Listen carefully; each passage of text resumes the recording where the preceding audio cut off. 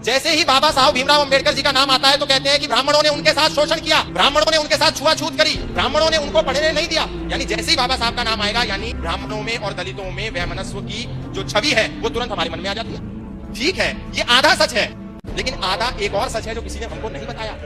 बाबा साहब भीमराव अंबेडकर दलित थे, लेकिन अंबेडकर टाइटल एक ब्राह्मण टाइटल है। ये टाइटल बाबा साहब भीमराव अंबेडकर को किसने दिया? बाबा साहब भीमराव अंबेडकर के पास जब पढ़ने के लिए पैसे नहीं थे, धन नहीं था, संपत्ति नहीं थी, संसाधन नहीं थे, तो वो लंदन पढ़ने कैसे गए? उनको फंडिंग किसने दी? ये हमको किसी ने नहीं बताया। उनको फंडिंग दी पंडित आत्माराम अमृतसरी ने, वो भी एक ब्राह्मण थे।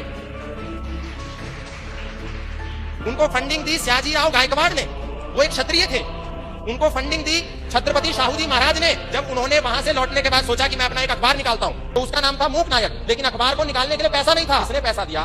छत्रपति शाहू जी महाराज ने दिया। अखबार को निकालने के लिए अनुभव नहीं था। उसका पहला संपादक कौन बना? पंडित आत्माराम अमृतसरी बने, ब्राह्मण थे।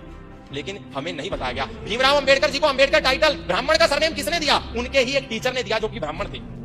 ब्राह्मण को गाली देना बहुत आसान है, लेकिन समाज को जब तक हम यदि सत्य नहीं बताएंगे तो फिर ये समाज ब्राह्मणों को गाली देता रहेगा और इनका मुंह कोई बंद नहीं करेगा। हम सारा हिंदू समाज बाबा साहब भीमराव अंबेडकर का जितना सम्मान करता है उतना कोई नहीं करता, लेकिन समाज को सत्य बताने की भी आवश्यकता है। कोई राजनेता खड़ा होता है ब्राह्मणों को गाली देता है, कोई सामाजिक कार्यकर्ता खड़ा होता है ब्राह्मणों को गाली देता है। जिसको देखो ब्राह्मण को गाली देना सबसे आसान है।